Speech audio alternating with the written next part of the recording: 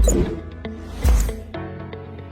alaikum students, welcome back with Sir Khamis Bilal. Now we are going towards the second question which belongs to June 2024. Now we have already completed the first question with efficient manner and with perfection. मैं चाहता हूं कि अब हम second question करें, second question को भी उसी परफेक्शन के साथ करें जैसे कि हमने पहला क्वेश्चन करा था। टोटल मेरे पास प्रैक्टिस पेपर पास पेपर में 7 क्वेश्चन है। आई मेक श्योर कि मैं आपको ये सातों के साथ की वीडियो प्रोवाइड कर दूं। ठीक है बेटा, चले सवाल पढ़ते हैं। सेकंड सवाल बहुत मुझे आसान सा लग रहा है, ज्यादा मुश्किल नहीं लग रहा सवाल। आई डोंट नो बच्चे क्यों फेल होते हैं या क्या क्या इशू है। Okay now let's start. Data ceased employment with Curly PLC on 31st December 2023, having been employed since 1st January 2017. Data is also self-employed. दादा है, सॉरी डाटा नहीं है, माय बैड। दादा किसका नाम होता है? बदमाशियां चल रही पेपर में भी। दादा is also self employed and prepares account for this business on 31st March each year. The following information is available for the tax year 23-24. भाई पहले नौकरी करता था कंपनी के साथ, कंपनी ने लात मार दी या इसने कंपनी को लात मार दी, क्या सिनेरियो बना पता नहीं, बट इसने नौकरी छोड़ दी। और नौकरी कब छोड़ी है? हैव बीन एम्प्लॉय 2017 से एम्प्लॉय था, नौकरी छोड़ दी है। डेटा इज सेल्फ एम्प्लॉय, अच्छा नौकरी छोड़ी नहीं है, छोड़ दिया और फिर अपना काम भी कारोबार अब चला आ रहा है। Data tax adjusted trading profit based on his draft account for the year ended 31st March 2024 is 29,800. This figure is before making any adjustment required for. बच्चों ये वाला जब सवाल आता है ना, एनी एडजस्टमेंट रिक्वायर्ड फॉर, तो दिल को बड़ा सुकून मिलता है, सरूर मिलता है, क्योंकि इसमें तुम्हें मार्क्स मिल सकते हैं। ठीक है। Advertisement expenditure 1300 incurred during November 2023 to promote data business. अब तुम्हें बताना है अलाउड है डिसअलाउड। अगर अलाउड होगा तो लेस करा देना, डिसअलाउड होगा तो छोड़ देना, जीरो लिख देना, क्योंकि ये इसकी अभी एडजस्टमेंट्स हुई नहीं है। You have to decide it. Expenditure incurred on client entertainment आए है मलाई वाला 1 मार्क। ये तो आपको बस इस पे लूज बॉल है, एग्जामिनर की तरफ से लूज बॉल है, 2 मिला के छक्का इस पे। द कॉस्ट ऑफ अभी करेंगे। The cost of data data data बोल रहा हूँ, दादाज ऑफिस, दादा से सी नोट 1 बिलो, चलो पढ़ लेंगे। कैपिटल अलाउंस सी नोट, यार ये तो बड़ा मक्खन मलाई सवाल है, ये तो खुद करना चाहिए मगर करा देंगे, कोई टेंशन नहीं है।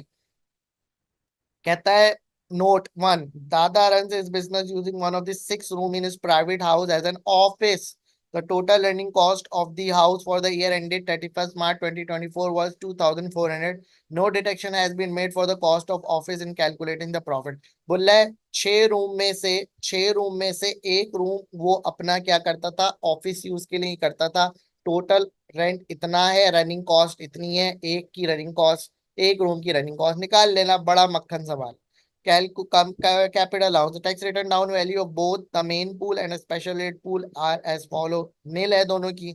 On 1st January 24 Dada purchase a laptop for 1200। The laptop computer was sold on 20th March 2024 for 400. Dada has elected for his laptop to be treated as short life asset. A replacement laptop computer was purchased on the same day for 2,700. ठीक है। On 1st May 2020, Dada bought his private car in his business at his market value of 14,000. The car has a CO2 emission of gram of 39 gram per kilometer. The car is used 80% of the business. ठीक है, ये भी हम calculate कर लेंगे। बड़ा सवाल है भाई। एम्प्लॉयमेंट 15 नंबर तो ऐसे ही आ रहे हैं तुम्हारे पास। Employment during the period from 6 April to 31st December 2023, Data was paid a gross monthly salary of 5,000। Gross monthly salary बताइए 5,400। सही है। 6 अप्रैल से दिसंबर 2023 तक। During the period from 6 April to 31st December 2023, data contributed a total of 2340 into Curly PLC occupational pension contribution. OPC में डाला है, ठीक है, हम निकाल देंगे, लेस करा देंगे। Data used is private car for business purpose during the period from 6th April to 31st December 23. He draws 16,400 miles in performance of duties of Curly PLC, for which the company paid, ठीक है, approve mileage allowance, या तो taxable benefit बनेगा या तो deductible बनेगा, check कर लेंगे। अभी सवाल पढ़ रहे हैं, अभी सिर्फ मजे ले रहे हैं। On 10 May 2023, Tata spent 460 on a replacement shoe which he only wore when meeting client of Curly. This shoe was scrapped with nil proceeds on 31st December 2023। एक सूट था जो उसने बेच दिया है, सही है, नेल स्क्रैप वैल्यू का। देखते हैं इसका क्या करना है, this is something new. Other income on 31st May 2023, data received a premium price bound of 500। देखते हैं क्या करना है। During the tax year 23-24, data receive interest of 270 from UK government guild securities, ठीक है।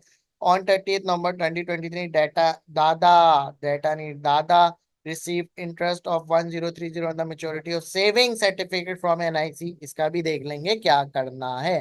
तो हम सब देख लेंगे क्या करना है। अभी तो हमने खाली सवाल पढ़ा और तफरी करी। अभी हम इस सवाल की रिक्वायरमेंट पढ़ लेते हैं। एक ही रिक्वायरमेंट है, कैलकुलेट, एक ही requirement, calculate Dada's revised tax adjusted trading profit for the tax year 31st March 2024। Note, यार ये एक रिक्वायरमेंट क्यों है, इसकी और भी होनी चाहिए मेरे ख्याल से। Are you sure? ये भाई यही है रिक्वायरमेंट 6 नंबर की। इसको और भी तो मांगना था ना कुछ, कुछ नहीं मांगा क्या? लेट मी चेक कि उसने क्यों नहीं मांगा कुछ और। 15 मार्क्स का होना चाहिए था।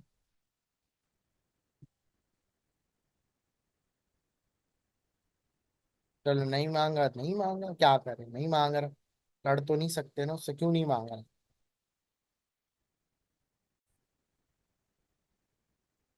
अच्छा बेटा, हम इसकी रिक्वायरमेंट नंबर 1 कर रहे हैं, जो कि सबसे आसान रिक्वायरमेंट मुझे लग रही है। कहता है कि टैक्स एडजस्टेड ट्रेडिंग प्रॉफिट निकाल लो। तो हम क्या कहते हैं, calculate tax adjusted trading profit. मैंने हमेशा बताया है, कहाँ से स्टार्ट करोगे, आप करोगे अकाउंटिंग नेट प्रॉफिट से, जो कि होगा बिफोर एडजस्टमेंट्स, ठीक है, एडजस्टमेंट से पहले। तो आपका जो था 29,800 था। हेडिंग डालोगी एडजस्टमेंट्स। आपके पास सबसे पहले आएगी एडवर्टाइजिंग एक्सपेंडिचर, जो कि कितना है, ये अलाउड है क्योंकि ये बिजनेस एक्सपेंस होता है, तो आप लेस कराओगे, ठीक है। फिर आपके पास है क्लाइंट एंटरटेनिंग। बेटा ये याद रखना, डिसअलाउड होता है, सिर्फ एम्प्लॉय की इंटरटेनमेंट अलाउ होता है। तो यहाँ पर आपको सिर्फ जीरो लिखना है, ठीक है, कुछ भी नहीं करना, जीरो लिखना है।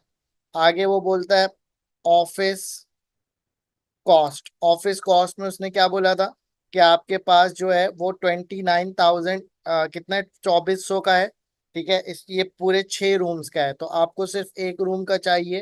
तो आप क्या करोगे, 2400 डिवाइडेड बाय 6 कर दोगे तो एक रूम का आ जाएगा, that is around, that is around 400, right. अच्छा, फिर आपके पास है कैपिटल अलाउंस। कैपिटल अलाउंस की पूरी कोई कैलकुलेशन करने की नीड नहीं है, बहुत सिंपल सा है। एक आपके पास लैपटॉप था जो कि आपने 1200 का खरीदा था, आपने 400 में बेच दिया, तो 800 का आपको लॉस हो गया। 800 का आपको क्या हो गया बेटा, एक अदद लॉस हो चुका है। तो आप लॉस को क्या कहते हो, बैलेंसिंग अलाउंस, ठीक है। 1200 का आपने 400 का बेच दिया, जो कि कितने का था, 1200 का था, ठीक है। तो अब बैलेंसिंग अलाउंस तुम्हें पता है ना, बैलेंसिंग अलाउंस का मतलब क्या होता है, बैलेंसिंग अलाउंस मतलब ये होता है कि मैं नुकसान हो रहा है, लॉस हो रहा है, ठीक है। फिर एक और चाहिए, ये आप लिख सकते हो, ये लैपटॉप का है, इसको आप लैपटॉप कह सकते हो। फिर एक कैपिटल अलाउंस आप कार का लेकर आओगे, ठीक है। कार का जो कैपिटल अलाउंस है, अब वो गौर से सुनना है क्या था। कार का कैपिटल अलाउंस ये था कि 39 ग्राम पर किलोमीटर थी, तो तुम्हें पता है 0 से 50 के दरमियान हो तो 18 है, उससे ऊपर हो तो 6% है। तो यहाँ फॉर श्योर 18% लगेगा कार की कॉस्ट का, 1400 18%, ठीक है। अच्छा, और क्योंकि बिजनेस यूज है तो बिजनेस यूज का 80%, ठीक है। कितना? क्योंकि वो कह रहा है business the car is 80% use for business purpose, right. तो 0.8 कर सकता हूँ। तो ये भी आपके पास एक अदद 20% प्राइवेट था, सही है। अच्छा जी, आपके पास एक और लैपटॉप था, हाँ एक और लैपटॉप था जो कि आपके पास कैपिटल अलाउंस का एक लैपटॉप था जो उसने 2700 का खरीदा, जो कि उस पर 100% AIA मिल जाएगा, नया है।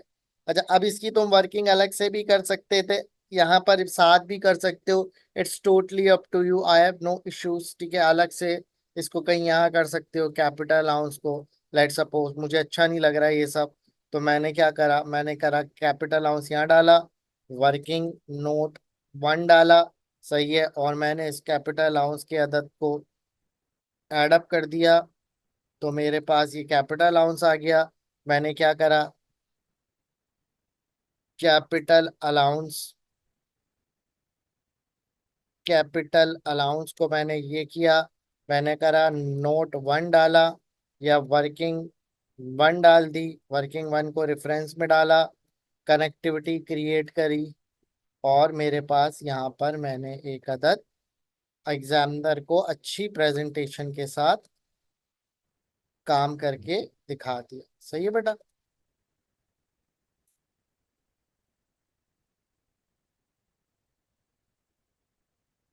All correct, all good, okay now focus on the next one.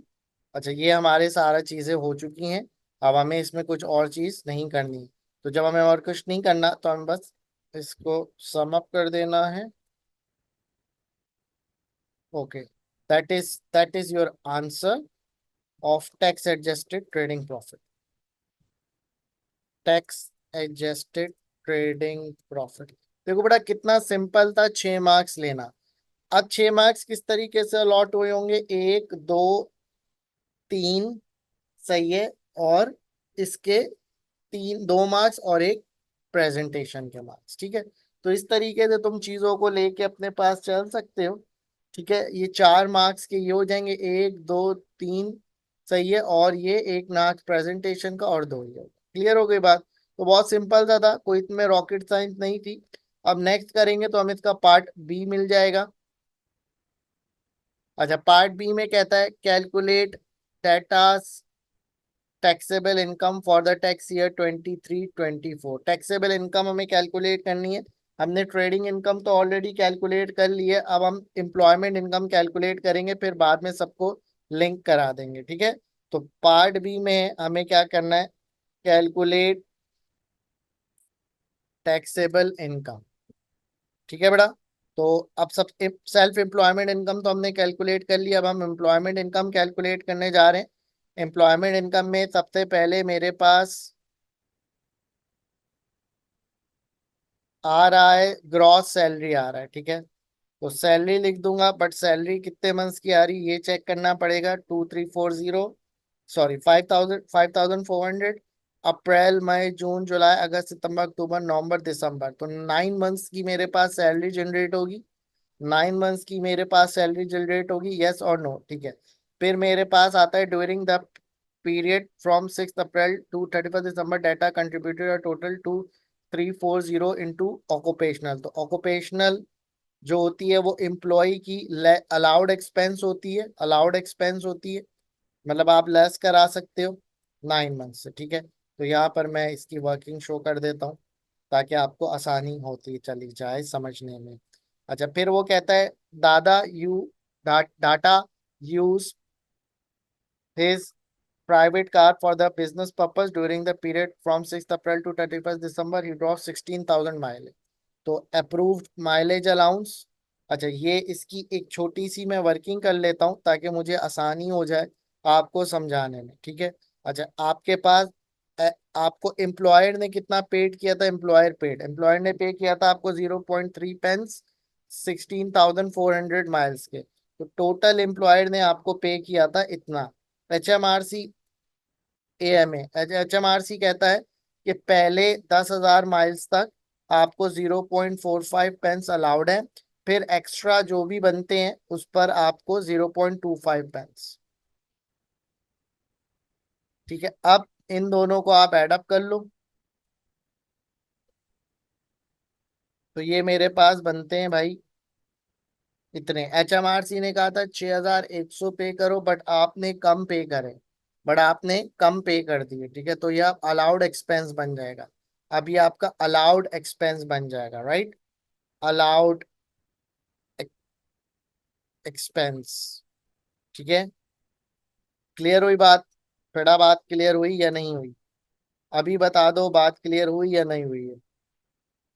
Clear, okay done. अब इसको आप लिंक कर दो, आपने नोट में भी उसको बता दिया है। फिर आपके पास आता है on 10th May 2020 data spent 460 on replacement suit which he only wore when meeting client by of Curly PLC. The suit was scrapped with nil pursuits on 31st December. इस सूट वूट का कुछ नहीं करना होता भाई, ऐसी कोई चीज अलाउड या डिसअलाउड में नहीं है, या लेस नहीं कर सकते हम। ठीक है, सूट आपको जीरो लिख देना है, क्योंकि जहां एडजस्टमेंट नहीं हो वहां जीरो कर, सही है बेटा। अच्छा नेक्स्ट, आपकी और कोई इनकम मुझे दिख नहीं रही है, और कोई मुझे इनकम आपकी दिख नहीं रही है एम्प्लॉयमेंट से रिलेटेड, तो मैंने एम्प्लॉयमेंट को भी पैक कर दिया। सही है, अच्छा ओके डन। ये मेरी एम्प्लॉयमेंट इनकम हो चुकी है, ये मेरी एम्प्लॉयमेंट इनकम हो चुकी है। यहाँ तक आई गेस आपको कोई सवाल नहीं है, आपको कोई प्रॉब्लम नहीं है। ठीक है, अच्छा अब मैं डायरेक्टली क्या करता हूँ, टोटल इनकम का एक कॉलम बना लेता हूँ, एक बना लेता हूँ नॉन सेविंग का, और एक बना लेता हूँ सेविंग का। अगर डिविडेंड मेरे पास दिख नहीं रहा तो मैं डिविडेंड बनाऊंगा भी नहीं, सही है। तो सबसे पहले मेरे पास एम्प्लॉयमेंट इनकम, एम्प्लॉयमेंट इनकम आ रही है मेरे पास। एम्प्लॉयमेंट इनकम ये रही, जो कि part of the non saving बनती है।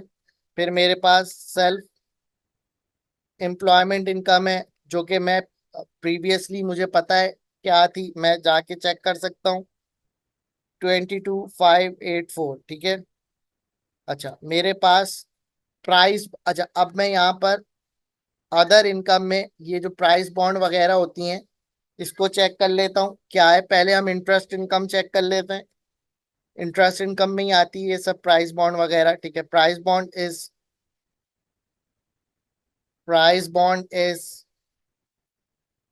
योर से पार्ट ऑफ सेविंग इनकम। ठीक है,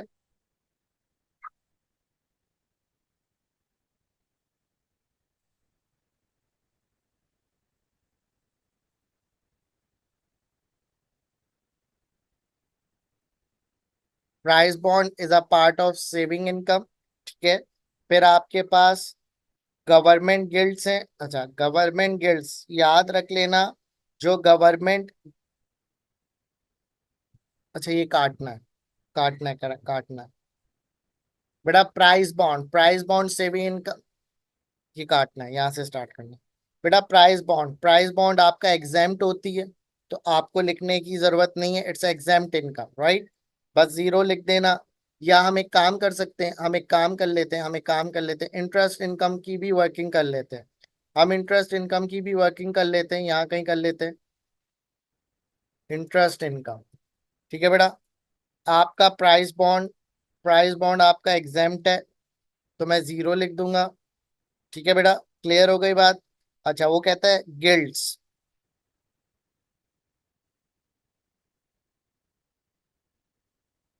यूके गिल्ड्स, यूके गिल्ड्स। ठीक है, ये आपकी टैक्सेबल होती हैं 270। अच्छा NSI से मिलने वाला interest, national saving and investment से मिलने वाला इंटरेस्ट एग्जाम्प्ट होता है, सर्टिफिकेट से मिलने वाला एग्जाम्प्ट नहीं होता। अगर सर्टिफिकेट से होता तो मैं एडअप करा देता। ठीक है, तो ये वर्किंग थ्री बन गई आपकी। आपने यहाँ पे लिख देना है इंटरेस्ट इनकम।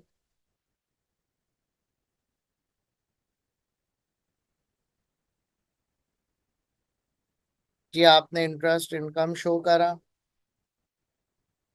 जो कि यहाँ का पार्ट बना। ठीक है, आपने ये जीरो करा, जीरो करा।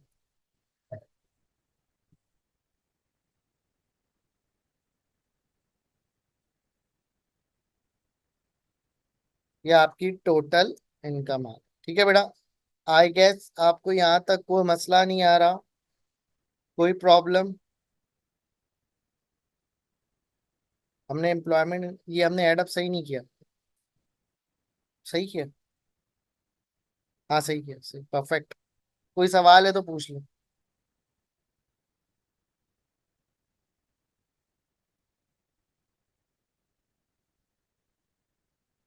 एक चीज मुझे लग रहा है हमने कहीं स्किप कर दी है। अच्छा, ये टोटल है कंट्रीब्यूशन, सॉरी, ये जो था ये 9 मंथ्स का नहीं था। ठीक है, ये 9 मंथ्स का नहीं था, ये आपका टोटल ही है। ठीक है, तो आपकी ये सही बन गई। कोई सवाल?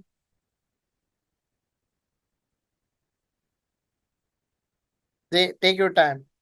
ठीक है बेटा, कोई सवाल, कोई मसला? अब आपको क्या लेस कराना है? अपना पर्सनल अलाउंस, जो कि कितना है? 12,570। यहाँ से लेस होगा, यहाँ से लेस होगा, यहाँ पे कुछ नहीं आएगा। ठीक है, आपको यहाँ लेस करना है। यहाँ पे आपके पास आ गई टैक्सेबल इनकम। इस पे आपको टैक्स लगाना है। पहले नॉन सेविंग पे आप लगाओगे 37,700 पर 20%। क्लियर है?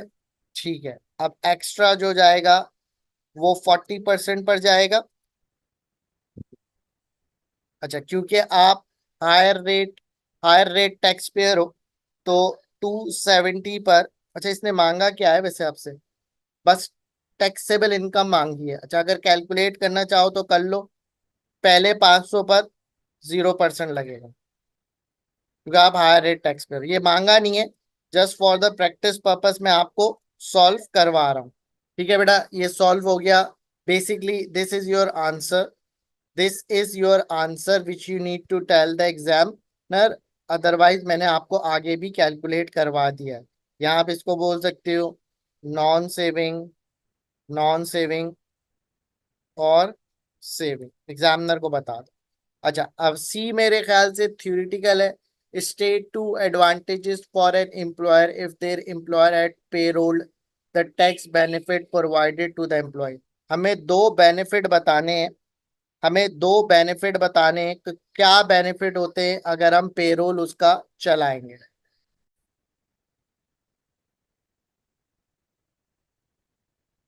अच्छा बेटा, दो बेनिफिट बताने। पहला बेनिफिट, अगर आप पेरोल रन करते हो, पेरोल मतलब क्या होता है? सॉफ्टवेयर के थ्रू पेरोल रन करते हो। ठीक है, यूके में पेरोल रन अगर सॉफ्टवेयर के थ्रू होता है, so if payroll is properly run via software, so there will not be any unexpected tax liability at the end of the tax year, क्योंकि सॉफ्टवेयर करेक्टली पेरोल रन कराकर एचएमआरसी को report करेगा। Because it will be reported to HMRC at real time, उसी वक्त report हो जाएगा। अगर कोई मसला होगा तो एचएमआरसी उसी वक्त आपको बता देगी कि टैक्स सही कैलकुलेट नहीं हुआ है। ठीक है, और दूसरा फायदा, there is no need to submit the self assessment if the payroll is run run via software, क्योंकि एचएमआरसी को उसी वक्त रिपोर्ट हो जाएगा, तो at the end of the tax year तुम्हें रिपोर्ट करने की नीड नहीं है सेपरेटली। तो ये दो बेनिफिट्स हैं। तो बेटा, हमने दो सवाल रीड कर लिए हैं, हमने दो सवाल रीड करके उनको सॉल्व भी कर लिया है। आई होप ये आपको बहुत अच्छे से समझ आ गए होंगे। अब नेक्स्ट वीडियो में I will explain you the third question.